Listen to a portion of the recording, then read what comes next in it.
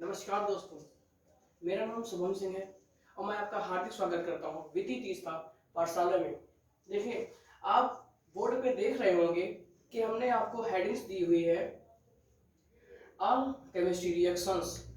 देखिए, हम आपको इसमें केवल इतना ही बताएंगे कि केमिस्ट्री में आने वाली जो इम्पोर्टेंट रिएक्शंस होती हैं उनके बारे में, वो कैसे होती हैं, किस प्रकार होती हैं, आखिर क्यों होती हैं, इन सभी के बारे में हम आपको छोटी सी इंफॉर्मेशन देंगे।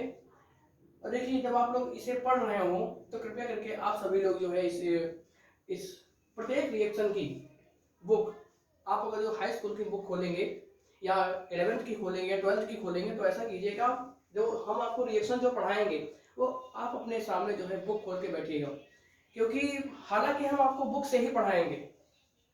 ठीक है, देखो, मैं भी एक छोटा सा ही, देखिए, हम आपको जो है आज सभी रिएक्शंस कैसे होती हैं, क्यों होती हैं, किस प्रकार होती हैं, उनके बारे में हम कुछ डिटेल आपको बताएंगे। और आप जो है कृपया करके आप लोग जो है सब लोग अपनी अपनी बुक अपने सामने ही रखिएगा। देखिए, ये आपकी पहली रिएक्शन है, सबसे पहले इंपॉर्टेंट रिएक्शन है ऑक्सीडेशन रिएक्शन, यानी कि ऑक्सीकरण अभिक्रिया।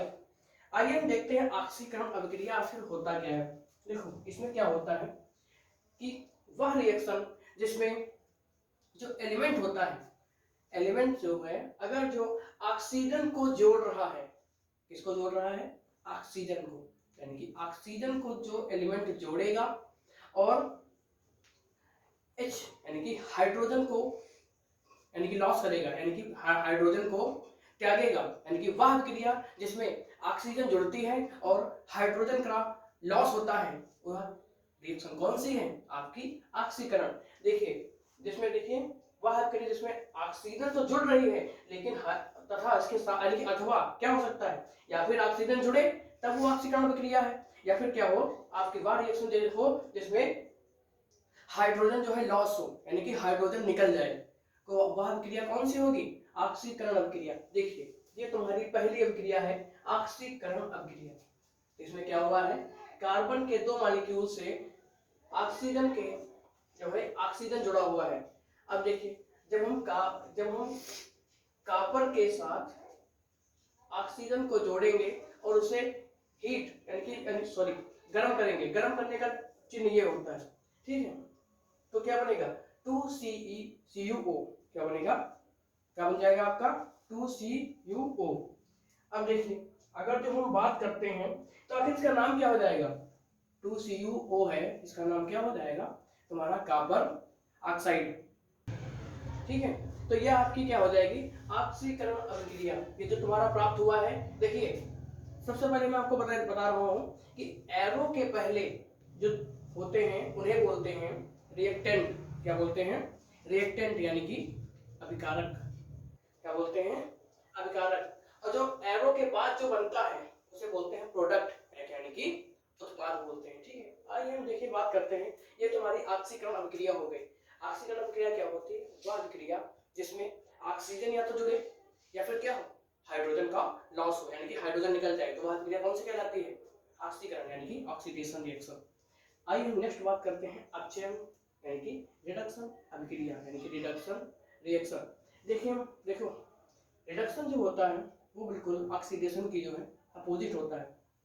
देखिए, अब इसमें क्या होगा, अगर जो हम अपचयन की बात करें तो इसमें क्या होगा, इसमें जो है ऑक्सीजन या तो निकले या फिर क्या हो, हाइड्रोजन जुड़े, यानी कि वह क्रिया जिसमें ऑक्सीजन का लॉस होता है और हाइड्रोजन का ऐड, यानी कि हाइड्रोजन जुड़ता है, वह क्रिया कौन सी होती है, रिडक्शन, यानी कि अपचयन क्रिया। देखिए, जब कॉपर ऑक्साइड से तुम्हारा H2 यानी कि जब हाइड्रोजन जुड़ेगा, क्या करने पर, गर्म करने पर, तो क्या हो जाएगा, तुम्हारा कॉपर अलग हो जाएगा, यानी कि आपका मेटल अलग हो जाएगा और जो है तो आपका ये जल निकल जाएगा। तो ये कौन सी अभिक्रिया हो जाएगी, तुम्हारी रिडक्शन अभिक्रिया।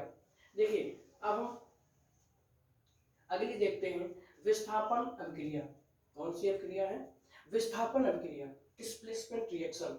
कौन सी रिएक्शन है ये, डिस्प्लेसमेंट रिएक्शन। देखिए, डिस्प्लेसमेंट रिएक्शन में क्या होता है कि जैसे इसका एग्जांपल देखो, हम अपने अपने ऊपर लेके देखते हैं। विस्थापन का मतलब तुमको हम अच्छे से समझाते हैं। देखिए, विस्थापन का मतलब क्या होता है कि किसी स्थान से किसी चीज को हटा देना और उसके स्थान पर किसी और चीज को रख देना, ये क्या कहलाता है? डिस्प्लेसमेंट। देखिए हम बात कर रहे हैं रिएक्शन की, तो क्या हो जाएगा, जब कोई एक मेटल किसी दूसरे मेटल के स्थान पर खुद आ जाता है तो इसे क्या बोलते हैं? Displacement reaction. इसमें क्या होता है, देखिए अगर जो हम प्रॉपर इसकी डिफिनेशन की बात करें तो क्या हो जाएगा आपकी विस्थापन अभिक्रिया का, ये आपका जो विस्थापन अभिक्रिया है, देखो विस्थापन अभिक्रिया क्या होता है, इसमें अधिक क्रियाशील जो मोर एक्टिव एलिमेंट है वो क्या करेगा, जो कम एक्टिव एलिमेंट है उसको क्या करेगा, रिप्लेस कर देगा। यानी कि कम एक्टिव वाले स्थान पर अधिक एक्टिव वाला जो एलिमेंट है वो आपका आ जाएगा। इसे ही बोलते हैं डिस्प्लेसमेंट रिएक्शन। देखिए हम बात करते हैं, देखो जब आयरन कॉपर सल्फेट के साथ अभिक्रिया करता है, यानी कि जब रिएक्टेंट के रूप में आयरन और कॉपर सल्फेट होते हैं तो क्या बनता है, ये क्या करेगा कि ये जो है क्या करेगा, ये कॉपर को जो है डिस्प्लेस कर देगा, यानी कि कॉपर के स्थान पर ये आयरन खुद लग जाएगा। क्यों ऐसा होगा, क्योंकि जो आयरन की जो एक्टिविटी है, जो क्रियाशीलता है वो कॉपर से जो है अधिक है, कॉपर की कम है। तो क्या होगा कि ये आयरन आपका जो है ये कॉपर के स्थान पर SO4 से जुड़ जाएगा, तो क्या बनेगा, आयरन सल्फेट और कॉपर तुम्हारा अलग हो जाएगा। तो ये तुम्हारा कौन सा रिएक्शन हो गया, डिस्प्लेसमेंट रिएक्शन। मैं इस डिसोसिएशन अभिक्रिया की अभी थोड़ी देर में बात करूंगा क्योंकि जगह थी नहीं, तो इसलिए हमने देखिए बाद में बताते हैं। देखिए आपकी अगली रिएक्शन है डबल डिस्प्लेसमेंट। कौन सी रिएक्शन आपकी है, डबल डिस्प्लेसमेंट है। देखिए डबल डिस्प्लेसमेंट रिएक्शन क्या होता है कि इसमें जो तुम्हारे रिएक्टेंट होते हैं, ये जो तुम्हारे रिएक्टेंट होते हैं, ये रिएक्टेंट यानी कि हमने रिएक्टेंट आपको पहले ही बता रखा है कि जो एरो के पहले होते हैं। देखिए हम आपको केवल समझाने का तरीका बता रहे हैं कि आप कैसे जान सकते हैं, ठीक है। तो इसमें क्या होता है, हम केवल आपको समझा रहे हैं क्या कि ये रिएक्टेंट होते क्या है। तो हम केवल अगर जो हम आसान से भाषा में जाने तो क्या हो सकता है कि एरो के जो पहले दिए होते हैं दो, जितने भी हो सकते हैं, ठीक है, वो क्या होते हैं, अभिकर्मक यानी कि अभिकारक होते हैं, यानी कि रिएक्टेंट होते हैं। और जो एरो के बाद होता है वो उनका क्या होता है, उनके मिलने से या उनके जुड़ने से क्या होता है, प्रोडक्ट बनता है। तो हमने क्या बताया है डबल डिस्प्लेसमेंट में, डबल डिस्प्लेसमेंट रिएक्शन क्या होता है कि जो रिएक्टेंट होते हैं उनमें आयंस का आदान प्रदान होता है, उनमें क्या होता है, आयन के एक्सचेंज होता है। तो इसमें क्या होता है कि एक रिएक्टेंट के यानी कि एक अभिकर्मक या अभिकारक के जो है आयन दूसरे आयन से आपस में एक्सचेंज होते हैं, आपस में आदान प्रदान करते हैं। क्या होता है, हम इनडायरेक्टली कह सकते हैं आयंस का क्या होता है, अभिकारकों के बीच क्या होता है, आयन का आदान प्रदान होता है। ये होता है आपका डबल डिस्प्लेसमेंट रिएक्शन। देखिए सबसे पहले फर्स्ट ऑफ ऑल देखिए ये जब Na2 और SO4 जब टूटेगा, देखिए हम आपको एक आसान सा तरीका बताते हैं। जैसे कोई हमने माना कि हमारा AB और CD कोई हमारे रिएक्टेंट है। अब जब इन्हें हम तोड़ेंगे तो देखो जो उधर साइड में जाएगा, देखिए ये हमारे समझाने का तरीका है, ठीक है। कृपया आप इसे जो है ज़्यादा देर से ना लें क्योंकि मैं ऐसे ही समझाता हूँ। मेरे समझाने का तरीका मतलब ये है कि अगर जो पढ़ने में बच्चा बिल्कुल लिथड़ भी है उसे भी समझ में आ जाए। मैं ये नहीं चाहता हूँ कि सब फटाफट बता के निकल जाओ। मैं आप जिस भाषा में समझेंगे हम आपको उस भाषा में समझा सकते हैं। देखिए हम आपको देहाती इंग्लिश हिंदी यानी कि जो इसकी मेन लैंग्वेज होती है उसमें भी समझा सकते हैं, लेकिन मेरा मकसद ये है कि हर बच्चे को समझ में आना चाहिए, ठीक है। तो देखिए हम आपको ऐसे ही समझाएंगे जैसे यानी कि हम समझा सकते हैं अच्छे से। देखिए हम पहले इसकी बात करते हैं। ये अगर जो टूटेगा तो जो उधर जाएगा उधर साइड में, ठीक, उस पर हमेशा क्या होगा, प्लस चार्ज। तो यानी कि जब A और B को तोड़ेंगे तो क्या होगा, A पर प्लस चार्ज और B पर माइनस चार्ज। बिल्कुल सेम ऐसे C पर प्लस चार्ज और D पर माइनस चार्ज। और हमने आपको बता रखा है कि इलेक्ट्रॉन जो है अपोजिट साइड में जब होते हैं आयंस, तब वो जो है एक दूसरे से वो करते हैं, ऐड होते हैं। तो क्या होगा, तुम्हारा क्या बन जाएगा, AD बनेगा, प्रोडक्ट क्या बनेगा AD प्लस CB, क्या बनेगा CB। बिल्कुल सेम ऐसे ही करना है। जब आयंस का आदान प्रदान होगा तो क्या होगा, देखो जब हमारे Na2 और SO4 टूटेंगे तो Na के ऊपर प्लस चार्ज और SO4 के ऊपर माइनस चार्ज, बिल्कुल सेम इधर ही Ba के ऊपर प्लस चार्ज और Cl2 के ऊपर माइनस चार्ज। ठीक है, अब देखो अब क्या तुम्हारा बन जाएगा, देखो तुम्हारा बनेगा BaSO4, क्योंकि B जो है SO4 से जुड़ जाएगा। ठीक है, और अब जो तुम्हारा Na2 है ये Cl2 से जुड़ जाएगा। तो जब Na2 Cl2 से जुड़ेगा तो क्या बनेगा, 2NaCl बन जाएगा। क्या बनेगा, 2NaCl बनेगा। और BaSO4 यानी कि बेरियम सल्फेट और सोडियम क्लोराइड तुम्हारा बन जाएगा। इसे क्या बोलते हैं, डबल डिस्प्लेसमेंट रिएक्शन। इसमें क्या हुआ है, आयंस का आदान प्रदान हुआ है रिएक्टेंट के बीच। अब देखिए, अब हम आपको बताते हैं रेडॉक्स अभिक्रिया। कौन सी अभिक्रिया है, रेडॉक्स अभिक्रिया। देखिए इसमें क्या होता है, यानी कि यह जो है इसमें क्या होता है कि इसमें एक अभिकारक, देखो इधर देखिए जो हमने ये रिएक्शन लिखी हुई है ये वाली तुम्हारी रेडॉक्स अभिक्रिया है। देखिए अब हम बात करते हैं आखिर रेडॉक्स अभिक्रिया होती क्या है। तो देखिए जो अभिकारक होते हैं, क्या होते हैं, जो अभिकारक होते हैं, अभिकारक दो हो सकते हैं, कितने भी हो सकते हैं। ठीक, हम दो को लेकर चलते हैं। देखिए इसमें क्या होता है कि इसमें एक जो अभिकारक होता है, जो एक अभिकारक होता है उसका क्या होता है, ऑक्सीकरण, और जो दूसरा अभिकारक होता है उसे जो है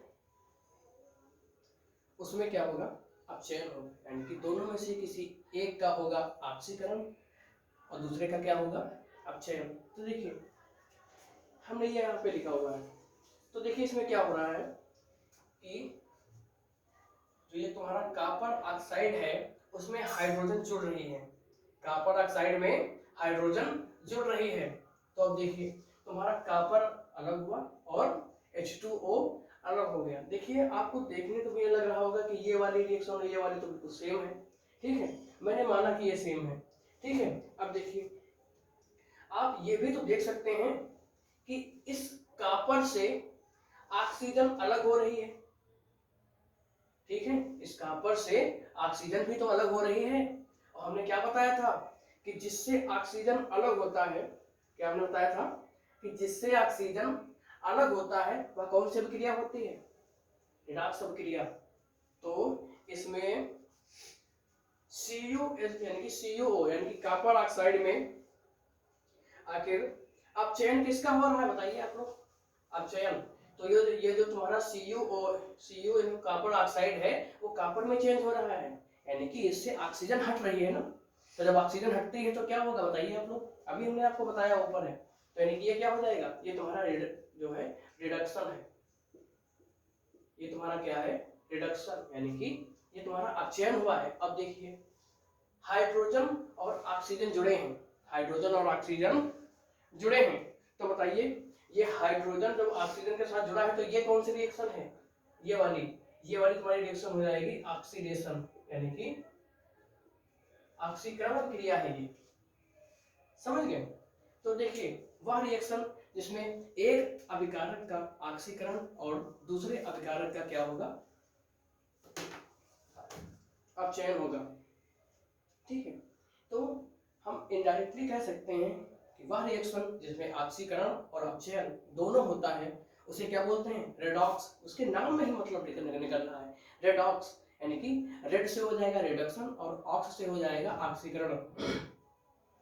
अब देखिए अभी थोड़ा इसको ऐसा करता हूँ, थोड़ा इसको इरेज कर देता हूँ कि हमें अच्छे से लिखने का स्थान मिल जाए। देखिए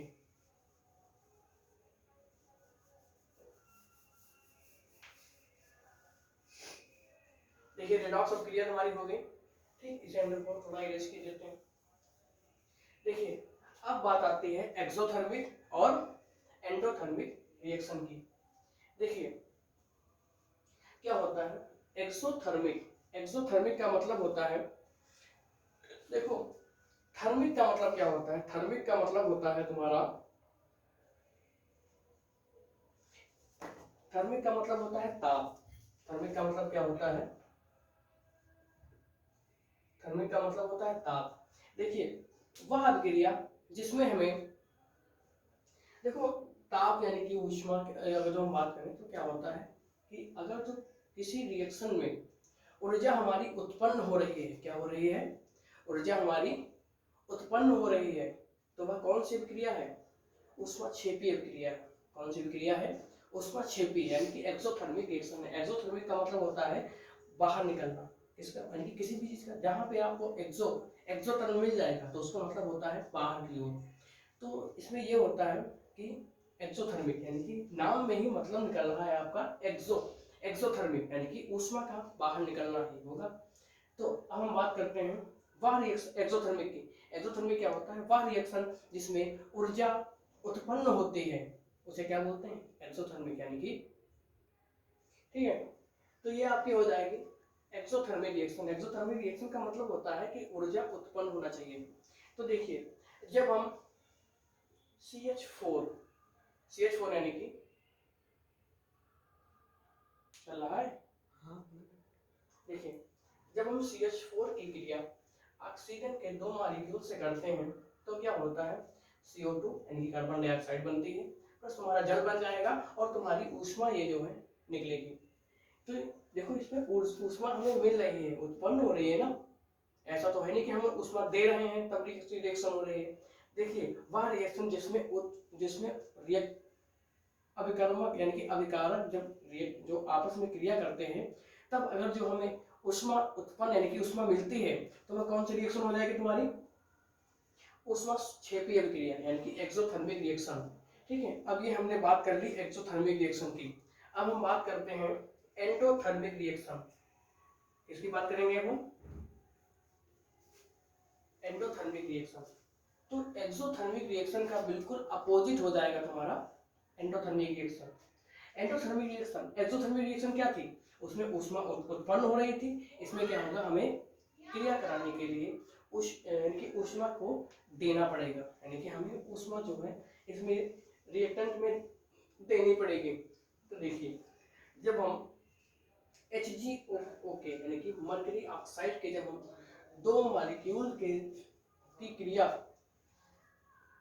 जब हम Hg से कराते हैं, किससे कराते हैं, Hg से, किससे करा रहे हैं हम, मर्क्यूरिक ऑक्साइड से ऊष्मा। देखो थोड़ा ये गलत हो गया है, ठीक है, ये थोड़ा गलत है, सॉरी। इसमें क्या होता है कि जब हम मर्करी ऑक्साइड की जब जो है, ठीक है, थोड़ा सा डिस्टर्बेंस हो जाता है तो माइंड थोड़ा डिस्टर्ब हो जाता है ना, तो कोई बात नहीं, मैं कोशिश कर रहा हूँ। देखिए जब हम मर्करी ऑक्साइड के 2 अणु में जब हम ऊष्मा देते हैं तो क्या होता है, यानी कि हमने उसमें ऊष्मा दी है, यानी कि हमने इसमें ऊष्मा ऐड की है, तब ये रिएक्शन हुआ है। तब प्रोडक्ट के रूप में क्या मिला है, हमें मर्करी मिल गई है और क्या मिला है, ऑक्सीजन के अणु मिल गए। तो ये तुम्हारी क्या हो जाएगी, एंडोथर्मिक रिएक्शन। ये तुम्हारी क्या हो जाएगी, एंडोथर्मिक रिएक्शन। ये आपकी एंडोथर्मिक रिएक्शन हो जाएगी। ठीक है, अब हम बात करते हैं आपकी जो तीसरी रिएक्शन जो छूट गई थी 3 नंबर वाली, उसे हम कंप्लीट करते हैं। देखिए रिएक्शन है तुम्हारी वियोजन अभिक्रिया। कौन सी अभिक्रिया है ये, वियोजन अभिक्रिया। वियोजन का मतलब यानी कि इसके इंग्लिश में बोलते हैं डिसोसिएशन और डिकम्पोजिशन। देखिए डिसोसिएशन और डिकम्पोजिशन, देखिए और वियोजन, ये सब तीनों का मतलब एक ही है। देखिए वियोजन का मतलब होता है किसी भी चीज का टूटना, ठीक है, और डिकम्पोजिशन का मतलब होता है किसी भी चीज का टूटना या गलना या सड़ना। और डिसोसिएशन तो आपको मीनिंग पता ही होगी, डिसोसिएशन का मतलब होता है किसी भी चीज को अलग करना या तोड़ना, तोड़ देना, ठीक है। तो देखिए इसमें क्या हो जाएगा, ये हमारी, हम यहाँ पर जो है केमिस्ट्री में आते हैं तो हम बात करते हैं। देखिए जो तुम्हारा डिकम्पोजिशन यानी कि डिसोसिएशन यानी कि जो वियोजन की क्रिया है ये 2 प्रकार से होती है, यानी कि अपघटन होता है। क्या होता है, अपघटन। अपघटन को ही क्या बोलते हैं, किसी भी चीज का टूटना, यानी कि अपघटन का मतलब होता है ब्रेक, यानी कि टूटना।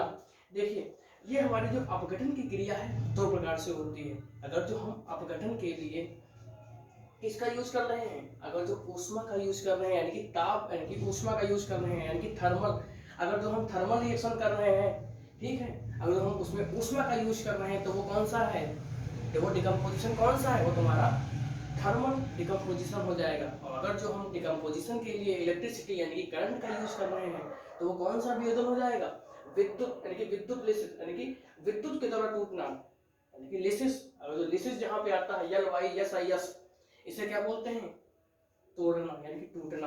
यानी कि अगर जो हम करंट के द्वारा किसी भी को वियोजित यानी कि अपघटित कर रहे हैं तो क्या हो जाएगा तुम्हारा इलेक्ट्रोलिसिस।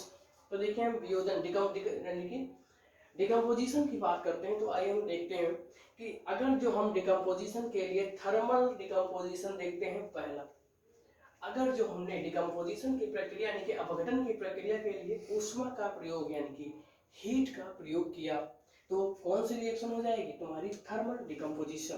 तो देखिए इसमें क्या होता है, जब हम कैल्शियम कार्बोनेट में जब ऊष्मा प्रवाहित करते हैं तो क्या होता है, कैल्शियम ऑक्साइड और प्लस CO2 निकलते हैं। तो क्या होता है, कैल्शियम ऑक्साइड और CO2, इसका नाम क्या हो जाएगा, कैल्शियम ऑक्साइड और CO2 का कार्बन डाइऑक्साइड हो जाएगा।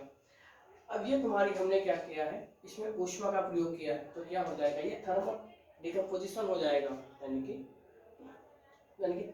ऊष्मा के द्वारा अपघटन हुआ है, ठीक है। और दूसरा इलेक्ट्रोलिसिस, यानी कि अपघटन के लिए हम किसका प्रयोग करेंगे, हम किसका प्रयोग करेंगे, करंट यानी कि धारा का प्रयोग करेंगे। जब हम जब हम जल के दो अणुओं में धारा प्रवाहित करते हैं तो क्या होता है, हाइड्रोजन के दो अणु हमारे रिलीज हो जाते हैं और ऑक्सीजन हमें प्राप्त हो जाती है।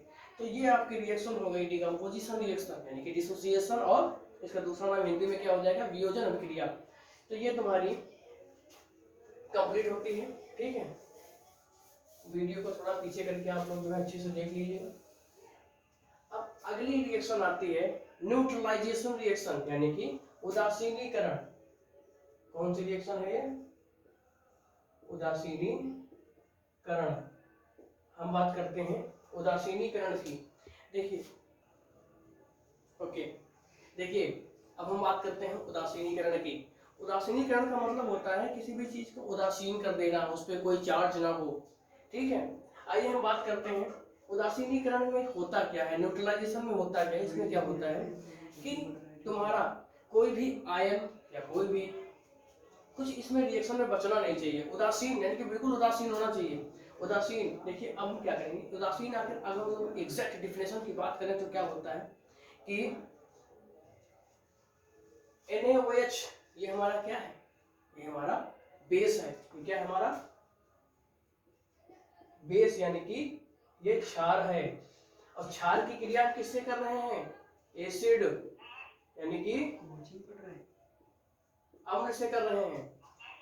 तो क्षार की क्रिया जब एसिड से होती है यानी कि अम्ल से होती है तो हमें क्या प्राप्त होगा, साल्ट प्राप्त होगा। और क्या प्राप्त होगा, जल मिलेगा, ठीक है। तो क्या हो जाएगा कि जब हम न्यूट्रलाइजेशन की रिएक्शन में क्या लिखेंगे, जब हम क्षार की क्रिया किसी अम्ल के साथ करते हैं तो हमें क्या प्राप्त होता है, यानी कि साल्ट यानी कि लवण प्राप्त होता है और H2O यानी कि जल प्राप्त होता है, ठीक है। ये आपकी उदासीनीकरण की क्रिया हो जाएगी, ठीक है। तो ये अभी हमने आपको जो है न्यूट्रलाइजेशन यानी कि उदासीनीकरण की डेफिनेशन और उसके क्या होता है, कैसे होता है, हमने आपको सब बताया है। अब हम बात करते हैं साबुनीकरण की। किसकी बात करेंगे,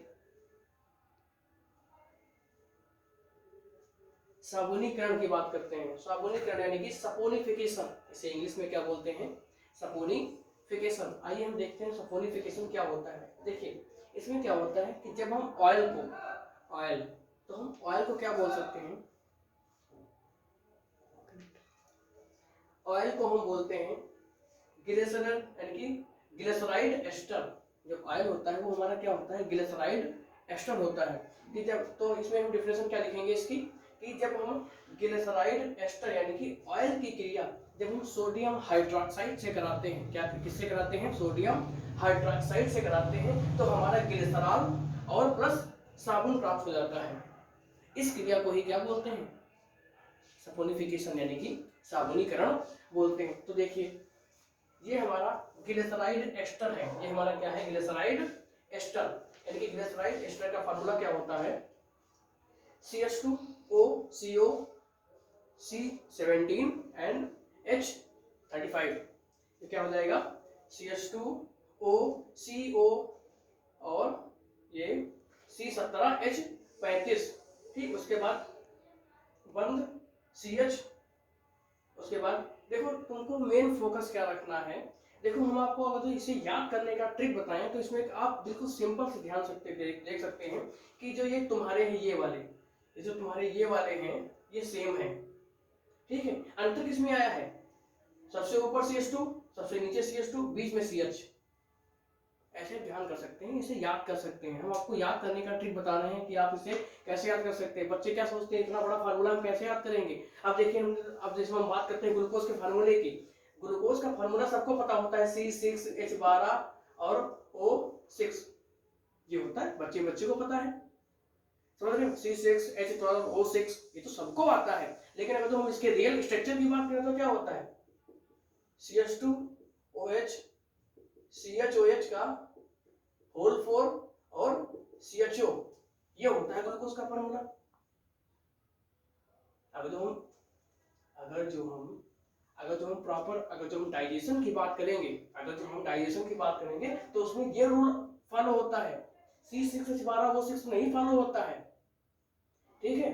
तो इसीलिए हम बोलते हैं, अगर देखो क्या हो जाएगा, CH2OH CHOH का होल 4 और CHO, ये ग्लूकोज का फार्मूला होता है। इसलिए ये सब बहुत जरूरी है। आप कैसे याद कर लेते हैं, बच्चा ये सोचता है कि इतने बड़े बड़े फार्मूले हम कैसे याद करेंगे, तो हम आपको यही कहेंगे कि आप उस पर खुद अपना दिमाग लगाइए कि आप इस इतने बड़े फार्मूले को आप कैसे, आप अपने हिसाब से कैसे डील कर सकते हैं कि ये हमें लाइफ तक का, कि पूरी लाइफ, होल लाइफ याद रहे, ठीक है। आपको घबराने से कुछ नहीं होगा, घबराने से ऐसा तो नहीं कि आपको पढ़ना नहीं पड़ेगा, पढ़ना पड़ेगा, पढ़ना है, पढ़ना ही रहेगा, वही पेपर में आएगा, ठीक। तो इसीलिए हम बोलते हैं कि थोड़ा दिमाग लगाइए कि हम इसे अब कैसे याद कर सकते हैं। अब देखिए इतना बड़ा फार्मूला है, इतना यानी कि है तो इजी ही, लेकिन मैं अपने आप से आपको ट्रिक बता रहा हूँ कि देखिए CH2 CH CH2 ये 3 ध्यान रखिए, बाकी एक को याद कर लीजिए, बाकी सब में लगा दीजिएगा ये, तो क्या हो जाएगा, CH2 और CH और CH2, ये ध्यान रखने। ग्लिसराइड यानी कि ग्लिसराइड एस्टर का फार्मूला होता है CH2O CO।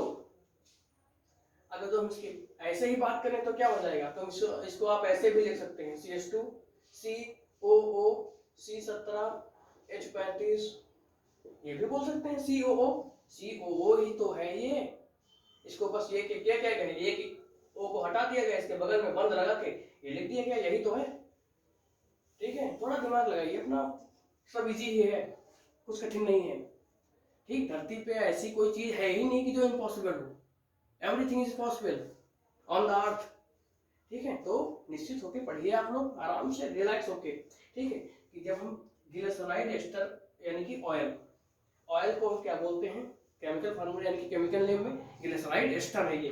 जब हम ग्लिसराइड एस्टर की क्रिया सोडियम हाइड्रोक्साइड के 3 मॉलिक्यूल यानी कि सोडियम हाइड्रोक्साइड से जब करते हैं तो हमारा साबुन और ग्लिसरॉल प्राप्त हो जाता है। ग्लिसरॉल का फार्मूला क्या है, CH2OH CHOH और CH2OH।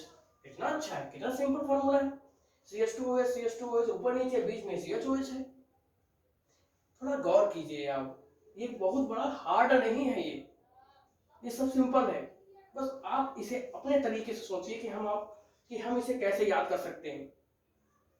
मोर प्रैक्टिस, ठीक है। Self study better than nothing, यानी कि खुद पढ़ने से ही सब कुछ होगा, कोई टीचर तुम्हें गोल के नहीं पिला देगा, ठीक है। यहाँ पर जैसे हम YouTube पर आपको लेक्चर दे रहे हैं, तो YouTube पे ऐसा थोड़ी ना पॉसिबल है कि हम आपको किताब खोलकर अब आपको इमला बोले, हम इमला थोड़ी ना बोल सकते हैं। इसीलिए हमने शुरुआत में ही बोला था कि जब आप ये चैप्टर सब पढ़िएगा तो बुक अपने पास ही रखिएगा, ठीक है। तो इससे आपको बेटर अंडरस्टैंडिंग हो जाएगी।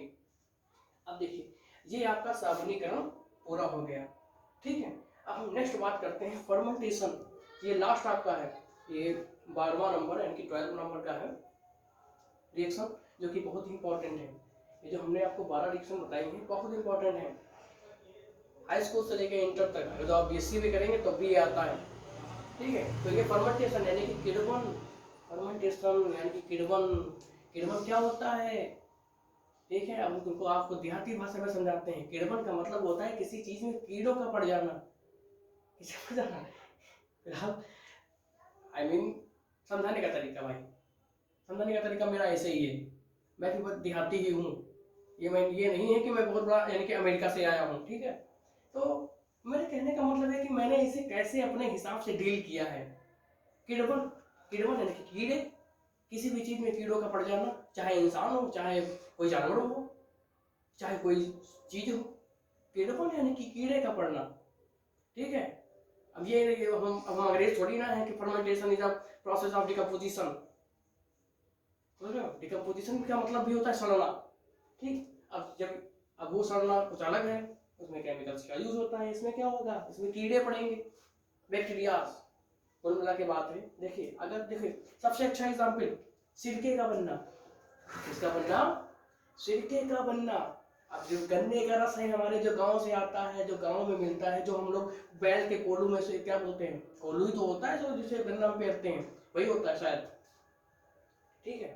बैल कोल्हू जिसे बोलते हैं, ये तो फिलहाल क्लियर नहीं फिलहाल। जिससे गन्ना पेरा जाता है, मशीन भी आती है तो जनरेटर वाली। हमने क्या किया, गन्ने को डाला, उसमें से रस निकला। अब हमने क्या किया, रस पीने का मन नहीं है। गांव में इतना रस होता है यानी कि लोग पीते पीते बोर हो जाते हैं, यानी कि मोनोटोनस हो जाती है। मोनोटोनस का मतलब होता है कि बोर हो जाते हैं। और शहरों में हम क्या करते हैं, 10 रुपए का गिलास मिला है, कहीं कहीं 20 रुपए का मिला है, हल्की सी उसमें अगर दही पड़ गई और मजा, क्या बात है।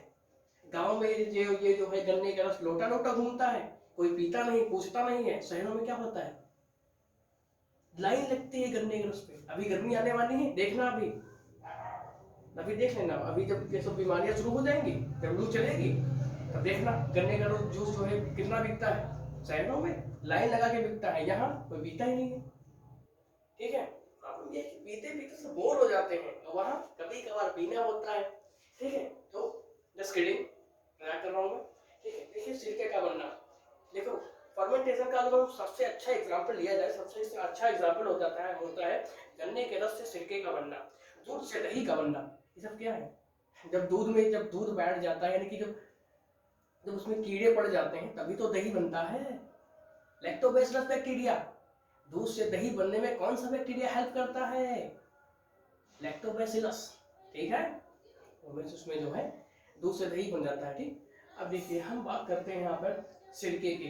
देखो किण्वन की प्रक्रिया दूध से दही का बनना भी एक होता है। दूसरा एग्जाम्पल हम आपको बता रहे हैं, गन्ने के रस से सिरके का निर्माण क्या होता है कि अब देखिए हम गन्ने के रस से सिरके का निर्माण ही कर रहे हैं। देखो इसमें क्या होता है, ये शुगर तुम्हारी है, गन्ने के रस में क्या है, शुगर ही तो है, तभी तो मीठा है। अब देखिए शुगर, देखिए शुगर में जल मिल गई, शुगर क्या होता है, ग्लूकोज की जब चेन जुड़ती है तभी तो शुगर बनता है, समझ रहे हो, समझते रहो भैया। हाँ इरफान, हाँ ठीक है। ये क्या हो जाएगा, C12, देखो कुछ हमने गलती कर दी है यहाँ पे हमने कुछ गलती की है, H22 हो जाएगा यहाँ पे, सॉरी H क्या हो जाएगा, 22 हो जाएगा, ठीक है। C12 H22 हो गया ना, ये तुम्हारा शुगर का फार्मूला हो जाएगा। और प्लस जैसे ही इसमें जल लगता है, ठीक, जल लगने के बाद क्या हुआ कि इसमें ईस्ट के द्वारा जो हमें प्राप्त होता है एक एंजाइम, कौन सा, इन्वर्टेज एंजाइम। कौन सा एंजाइम, इन्वर्टेज एंजाइम। जैसे ग्लूकोज, देखो शुगर के मॉलिक्यूल में जैसे ही जल लगता है, किसकी उपस्थिति में, इन्वर्टेज, किसकी, इन्वर्टेज।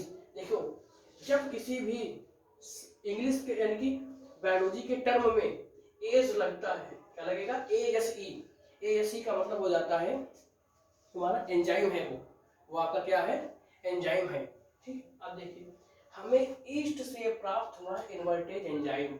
जब शुगर से जल जुड़ता है किसकी उपस्थिति में, इन्वर्टेज एंजाइम की उपस्थिति में, और ये इन्वर्टेज एंजाइम हमें कैसे प्राप्त हुआ है, ईस्ट से, ठीक है। अब क्या हुआ, जब जैसे ही इसमें जाता है तो ग्लूकोज और फ्रक्टोज दो अणुओं में टूट जाता है। ये तो तुम्हारा शुगर है, ये दो अणुओं में टूटता है, ग्लूकोज और फ्रक्टोज। हालांकि ग्लूकोज और फ्रक्टोज का फॉर्मूला सेम होता है, ठीक है। अब देखिए नेक्स्ट, ये तुम्हारी रिएक्शन कंप्लीट है। अब देखिए ये तुम्हारी रिएक्शन कंप्लीट हो गई। दूसरा क्या है, नेक्स्ट एग्जांपल तुमको बताते हैं। जब ग्लूकोज को ईस्ट से प्राप्त होने वाले जाइमेज एंजाइम की उपस्थिति में जब क्रिया होती है ग्लूकोज की, तब क्या बनता है, एथिल अल्कोहल बनता है। ठीक है, क्या बनता है, एथिल अल्कोहल, यानी कि एथिल अल्कोहल के दो मॉलिक्यूल बनते हैं C2H5। एथिल अल्कोहल का फार्मूला क्या होता है, C2H5। और हम एथिल अल्कोहल को CH3 CH2 OH भी लिख सकते हैं, ठीक है, इसे OH भी लिख सकते हैं। और प्लस कार्बन डाइऑक्साइड हमारी वो रिलीज हो जाएगी, ठीक है। तो ये आपकी फर्मेंटेशन यानी कि किण्वन प्रक्रिया हो गई है, ठीक है। आगे हम बात करते हैं, ठीक है। देखिए हमने आपको अभी कुछ रिएक्शंस बताई हैं, लगभग 10 शायद 12 या 13 बताई हैं, ठीक है। तो ये आपकी हो जाएंगी इंपॉर्टेंट रिएक्शंस हो जाएंगी केमिस्ट्री की, ठीक है। तो हमने अपनी तरफ से बहुत अच्छी सी एक छोटी सी कोशिश की है आप लोगों तक अच्छा सा नॉलेज पहुंचाने की, और हमें उम्मीद है कि आप भी इसे बहुत ही अच्छे से समझे होंगे। और मैं आपसे एक रिक्वेस्ट करता हूँ कि आप लोग जब ये पढ़ रहे हो तो कृपया मेरी एक बात मान जाइए कि आप सभी लोग अपनी बुक को सामने रखिएगा, क्योंकि मैं इसलिए बोल रहा हूँ इसे कि आप जब इसे बुक को सामने रखेंगे उसके बाद ये सब टॉपिक पढ़ेंगे, ठीक है, तो आपको बिल्कुल एक स्कूल वाली फीलिंग आएगी कि आप अपने कॉलेज में सामने बैठे हुए हैं, ठीक है। और जो मैं पढ़ा रहा हूँ एज ए टीचर, ठीक है। इसीलिए मैं बोलता हूँ कि आपको बहुत अच्छी फीलिंग आएगी यार। मैं इसीलिए बोल रहा हूँ कि मैं फिलहाल मेरे ज़माने में जब मैं पढ़ता था तब मोबाइल था तो, लेकिन मेरे पास नहीं था, ठीक। तो मुझे कोई सहारा ही नहीं था, मुझे स्कूल ही सहारा था, कॉलेज ही सहारा था, मुझे जाना पड़ता था। तो आप लोगों के जो एज देखो, हम देखते हैं कि आजकल बच्चा 9th में पहुंचा ही नहीं, बस पापा मोबाइल दिलाओ, पापा मोबाइल लाओ। पापा मोबाइल के बिना स्कूल कॉलेज नहीं जाएंगे। अब पता नहीं मोबाइल का जो है काम इनको क्या है। हमें तो नहीं लगता कि इतना नॉलेज होगा कि जो है मोबाइल का जरूरत है। हम लोगों में जब 9th में तुमको पता ही नहीं था कि इतना सब होता है, क्या है नेट वगैरह, क्या होता है, कैसे चलता है, ठीक है। तो इसलिए बोल रहा हूँ कि जो सुविधा मिली है तुम लोगों को, जो तुम्हारे माँ बाप ने तुम्हें दी है, तो उसका बेटर यूज करो, ठीक है। तुम लोग बहुत किस्मती हो, किस्मत वाले हो कि तुम्हें 9th में ही पहुंचे हो, बस मोबाइल मिल गया, ठीक है। तो अच्छे से यूज करो उसका। मेरे कहने का मतलब है कि समझ रहे हो तुम लोग यार, सब कोई ना समझ नहीं हो, ठीक है। तो मेरे कहने का बस यही एक आपको मैं कुछ थोड़ा बताऊंगा। देखो आपने सुना होगा कि जैसे बहुत जब बच्चे पेपर आने वाला होता है तो हड़बड़ी में क्या करते हैं, ये याद नहीं हो रहा, वो याद नहीं हो रहा, टेंशन ले रहे हैं। टेंशन लेने से बच्चों को कुछ नहीं होगा, ठीक है। और ये बात ध्यान हमेशा रखना कि कोई भी रिपोर्ट कार्ड किसी को कितना नॉलेज है ये बयान नहीं कर सकता, ठीक है। तुम्हें कितना नॉलेज है ये तुम्हारे परसेंटेज तुमको डिसाइड करके बताएंगे। इसीलिए मैं बोलता हूँ कि अपने रिटन मैटर से ज्यादा जो है, अपने रिटन मैटर से ज्यादा तुम अपने इस ब्रेन पे ध्यान दो। तुम देखो मेरे कहने का मतलब है कम पढ़ो, सटीक पढ़ो और अच्छा पढ़ो, ठीक है। ये नहीं होना चाहिए कि तुमने 24 घंटे में जो है 3 लेसन खत्म कर दिए। ऐसे कैसे, हाउ इज दिस पॉसिबल, कैसे पॉसिबल है। ऐसा तो है नहीं कि आप जो है आइंस्टीन है, ठीक है। इसीलिए मैं बोलता हूँ जो मेरे जानने वाले हैं, देखो बुरा मानने वाली इसमें कोई बात नहीं है, ठीक है। और आप भी ना माने, मैं भी आप ही की तरह कभी स्टूडेंट रह चुका हूँ, ठीक है। अभी भी थोड़ा बहुत पढ़ता रहता हूँ, ऐसी बात नहीं है, ठीक है। तो मैं यही बोलूँगा, कम पढ़ें, सटीक पढ़ें और अच्छा पढ़ें, ठीक है।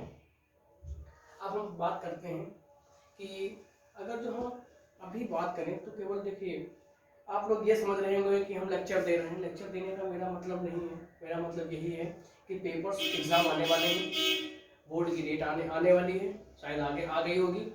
ठीक है, तो मैं ये कह रहा हूँ कि आप अच्छे से पढ़ाई करना शुरू कीजिए। ठीक है, और अपने भविष्य में कुछ ऐसा सोच लीजिए कि हाँ, हम वो कर सकते हैं। ठीक है, और हमेशा ध्यान रखना कि चादर देख के ही पैर फैलाना। ठीक है, अब देखिए, पहले लोग कहा करते थे कि डॉक्टर का लड़का डॉक्टर और इंजीनियर का लड़का इंजीनियर ही बनता है, तो सच में बनता ही है। क्या आपने कभी सुना है कि जो है कोई गरीब का बच्चा एमबीबीएस डॉक्टर बन गया है? समझ रहे हो क्यों? क्योंकि जो आज का समय है इसमें पैसा बहुत लगता है। समझ रहे हो, बहुत पैसा लगता है। केवल कहने को होता है कि जो लोग पहले हमारे जो बुजुर्ग थे वो क्या कह गए हैं कि डॉक्टर का लड़का डॉक्टर, एक्टर का लड़का एक्टर और इंजीनियर का लड़का इंजीनियर ही बनेगा, सिंगर का लड़का सिंगर ही बनेगा। बिल्कुल बनेगा, ये थोड़ी ना होता है। अब जैसे तुमने अभी एक मूवी आई थी ऋतिक रोशन की, कौन आई थी, जिसमें उन्होंने कहा था सुपर 30, उन्होंने क्या कहा था, अब राजा का बेटा राजा नहीं बनेगा, बनेगा वही जो हकदार होगा। क्यों नहीं बनेगा? बिल्कुल बनेगा।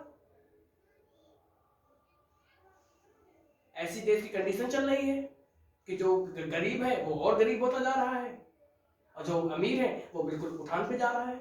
गरीब बिल्कुल दबा जा रहा है, मरा जा रहा है, खप जाए, मर जाए, क्या करे? गरीब का बेटा कैसे जो है डॉक्टर बनेगा? करोड़ों रुपए तो फीस है उसकी।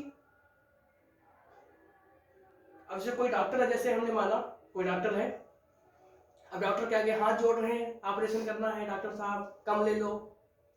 क्या यार, करोड़ों रुपए खत्म करके तो वो डॉक्टर बना है, और फिर करोड़ों रुपए का लोन लिया उसने तो वो अपनी बिल्डिंग तैयार की है, और तुम उससे इंसानियत की उम्मीद करोगे? कद्दू करेगा, कभी नहीं करेगा। तुमको यहां से काटेगा, यहां से। तुम कितना भी हाथ जोड़ो, पैर पकड़ो, कुछ नहीं होना है, क्योंकि ये समय ऐसे चल रहा है, ये समय ही ऐसा चल रहा है। मैं किसी मूवी का विरोध नहीं कर रहा हूं, ठीक है, मैंने भी वो मूवी देखी है जिसमें इन्होंने, ऋतिक रोशन ने कहा था कि राजा का बेटा राजा कैसे बनेगा, राजा वही बनेगा जो हकदार होगा। क्या यार, कोई गरीब बंदा राजा बन सकता है क्या? अरबों खरबों की जिसके पास संपत्ति है वो जिंदगी भर अगर तो अच्छी भी नौकरी पा जाएगा सरकारी, तो क्या वो राजा बन जाएगा? उसकी उसकी लेवल लगा लेगा? समझ रहे हो? अब आप लोग अगर जो न्यूज देखते होंगे तो आपको पता चलेगा कि देश की कंडीशन क्या है। समझ रहे हो? अगर जो नीट की तैयारी करने बंदा जाए वो कितना लगेगा? 1 लाख रुपए तो कोचिंग की फीस है। बताओ, कोई किसान दे पाएगा? कोई गरीब बंदा दे पाएगा? समझ रहे हो? नहीं हो पाएगा यार। कोई कितना भी कह ले मेहनत करो मेहनत करो, मेहनत कैसे होती है? मेहनत तो इंसान कर लेगा, पैसा कहां से आएगा? एक बुक खरीदने जाओ तो वही 300-400 की एक बुक मिलती है। समझ रहे हो? इसीलिए बोल रहे हैं कि, और ये हम मानते हैं जो ये टेक्नोलॉजी आई है इसका बहुत अच्छा उपयोग आप कर सकते हैं। यूट्यूब पर इतने से अच्छे अच्छे वीडियो आते हैं, इतने अच्छे अच्छे टीचर्स के वीडियो आते हैं, आपको कोचिंग जाने की आवश्यकता ही नहीं है। बिल्कुल ना जाओ कोचिंग। समझ रहे हो?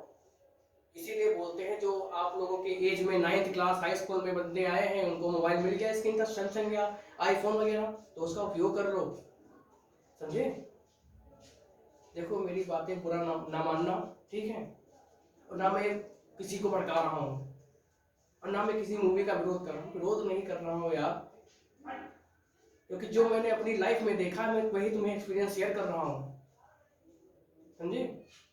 मेरे भी सपने थे, मैंने भी इंटर में यही सपना देख के बायोलॉजी लिया था कि मैं डॉक्टर बनूंगा। ठीक है, हालांकि मेहनत की मैंने, ऐसी बात नहीं कि मेहनत नहीं की, लेकिन हुआ क्या, मैंने ग्रेजुएशन किया बीएससी से बायोलॉजी से। बीएससी से बायोलॉजी करने के बाद मेन होता है पैसा। समझ रहे हो? मेन होता है पैसा, यही होता है मेन। मैंने सोचा कि कोचिंग ज्वाइन करूंगा जाकर के मैं, फिर मैंने जब लखनऊ में मालूम किया 1 लाख रुपए कोचिंग की फीस है, मेरे कान खड़े हो गए, मेरे सपने इधर से उड़ गए, यहाँ से मैंने जहाँ से देखे थे इधर से उड़ गए सीधे। कहाँ से मैं 1 लाख रुपए लाऊंगा? क्या मुझे बैंक लोन देगी? समझ रहे हो? अब देखिए सबसे अच्छा एग्जाम्पल, किसानों का पैसा माफ हुआ है, ठीक है, तो क्या कोई गरीब किसान का पैसा माफ हुआ है? बैंक बिल्कुल बेवकूफ नहीं है कि उसके पास 1 बीघा जमीन हो उसको दे दे पैसा। जो बड़े बड़े किसान है उनका पैसा माफ हुआ है। क्या तुम खुद सोचो, क्या किसी भी गरीब को बैंक लोन देगी? अगर जो चाहे कि जो 5-6 लाख का लोन ले ले, बैंक भी नहीं देगी। ये चुकाएगा कैसे? बाई चांस फसल नहीं अच्छी हुई, समझ रहे हो? तो पैसा किसका माफ हुआ है? जो पहले से अमीर थे, गरीब टुल्लू, समझ रहे हो? इसीलिए मैं बोल रहा हूँ कि जो टेक्नोलॉजी इस समय चल रही है उसका उपयोग करो और मस्त होके पढ़ो, लाइफ एंजॉय करो। ये नहीं है कि पेपर आ रहे हैं बिल्कुल मरे जा रहे हैं, खाना पीना सब छोड़े पड़े हैं, ठीक है।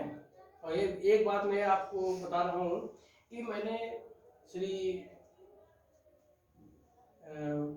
हरिवंश राव बच्चन जी की एक कुछ लाइनें हैं, उनको बहुत अच्छी लगती हैं कि असफलता एक चुनौती है, असफलता एक चुनौती है, इसे स्वीकार करो, क्या कमी रह गई देखो और सुधार करो। जब तक ना सफल हो तुम, जब तक ना सफल हो तुम, नींद चैन को त्यागो तुम, संघर्ष का मैदान छोड़कर मत भागो तुम, क्योंकि कुछ किए बिना जय जयकार नहीं होती और कोशिश करने वालों की कभी हार नहीं होती है। और एक लाइन शायद चंद लाइन उन्होंने और कही थी कि डुबकियां सिंधु में गोताखोर लगाता है, डुबकियां सिंधु में, सिंधु यानी कि समुद्र, डुबकियां सिंधु में गोताखोर लगाता है, जा जाकर खाली हाथ लौट कर आता है, मिलते नहीं सहज ही मोती, मिलते नहीं सहज ही मोती गहरे पानी में, लेकिन मुट्ठी उसकी खाली हर बार नहीं होती, कोशिश करने वालों की कभी हार नहीं होती है। देखो मेरे इसे कहने का केवल मकसद यही था कि आप लोग किसी भी क्वेश्चन को देख के डरे ना, ठीक है। ये नहीं है कि बहुत हार्ड है, नहीं पढ़ेंगे, मन नहीं लग रहा है, ठीक है। आप जिससे डरेंगे जिंदगी में हमेशा सामना उसी से होगा, समझ रहे हो? इसीलिए डरो नहीं यार, एंजॉय से पढ़ो, ठीक है। और आप ये सोचिए कि आप इसको कैसे याद कर सकते हैं, अपने मन से ट्रिक बनाइए, समझ रहे हो? अब आप किसी भी प्रकार की बनाइए, लेकिन आपको वो याद होना चाहिए, समझ रहे हो? मेरे कहने का मतलब यही है कि टेंशन ना लेना, समझे हो? एक बात ध्यान रखना, कोई भी रिपोर्ट कार्ड, ठीक है, तुम्हारा भविष्य नहीं तय कर सकता। भविष्य कौन तय करेगा? तुम्हारा ब्रेन। इसीलिए ब्रेन पे फोकस करो, रटना है, रटने की कोशिश ना करो। इसीलिए देखिए हमें लगता है कि आप में से किसी ने, देखो मेरी बातों का बुरा मत मानिएगा, आप लोगों को आगे फायदा होगा इनकी, हमारी इन बातों को जो अपनाएंगे आप लोग, तो आप हमारा आज के लिए इतना ही। आप लोग हमारा वीडियो लाइक कीजिए, शेयर कीजिए, कमेंट कीजिए और देखते रहें विधि तीसरा क्लास के साथ, विधि तीसरा पाठशाला के साथ शुभम सिंह, ठीक। और हम आपको जो है आगे भी ऐसे ही नॉलेज देते रहेंगे। नमस्कार।